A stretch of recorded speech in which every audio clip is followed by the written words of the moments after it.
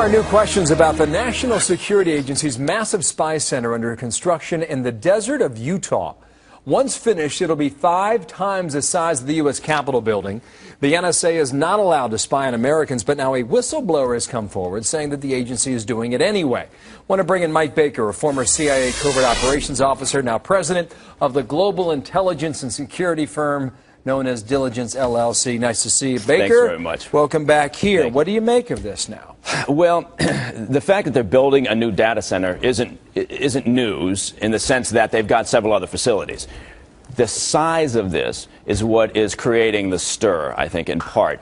Plus, there was an article in Wired magazine, again, as you referred to, the whistleblower, a former NSA longtime employee who is now talking, I would say out of turn, about what he views as the inappropriate nature of NSA's work. And it sounds to me as if there may be an axe to grind there. I don't know what his motivation is for talking. Okay, all right. Well, they planned this thing 10 years ago. It's not finished just yet. Yeah. And it has been reported on, especially in the past couple of weeks. Right.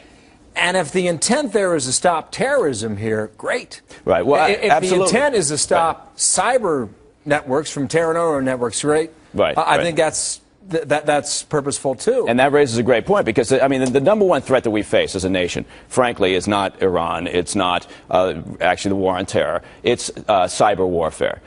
It is the daily, astounding number of attacks against our government infrastructure, our private sector. The amount of economic espionage that's directed at our country on a daily basis would stun the American public. So NSA has both a defensive and an offensive requirement. They're out there obviously working on the war on terror by looking for possible terrorist suspects. Now, when you talk about putting together a 1 million square foot data center out in Utah, that 17 football fields, right. 18 times bigger than the White House. I mentioned 5 times bigger than the U.S. Capitol building. Right. And people think about that, and there's a tendency, and I always found this interesting, there's a tendency on the average American to think that their life is fascinating enough for the government to want to surveil them all the time, to collect information on them.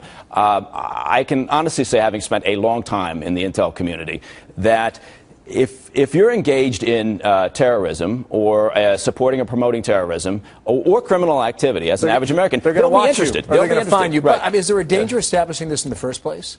I mean, the intention might be all well and good, but what happens 10 years from now or 20 years from now? Well, are we overly paranoid about folks watching us, or should we be? Well, no, we're not being overly paranoid. I'll say that. But again, I understand what the concept is from the other side. The other side looks at it and thinks, well, of course they're going to be monitoring all of us. Of course they're going to be collecting all this information and storing it. That's horrible. Well, I come from the other side of this because, again, having spent the time and looked behind the curtain, I understand. They honestly don't care about the average American. That's not the point of this exercise. But there is a tremendous amount of data. Think about the expansion of the internet. Think about the expansion of communications. Certainly. Just even over the past 10 years. You realize what that means in terms of our ability to be able to sift through all of that. The function is still the same. Whether we were talking about 10 years ago or right now, the purpose is still the same. To be able to collect the bits of information related to potential points of concern, terrorists or others, or again, we talk about the cyber warfare. Now, I think if that is in the intent, right. in the end, it will be That's applauded. the intent. I'm out of time, but you come back, okay? I'll do it. Mike Baker, thank you. All right.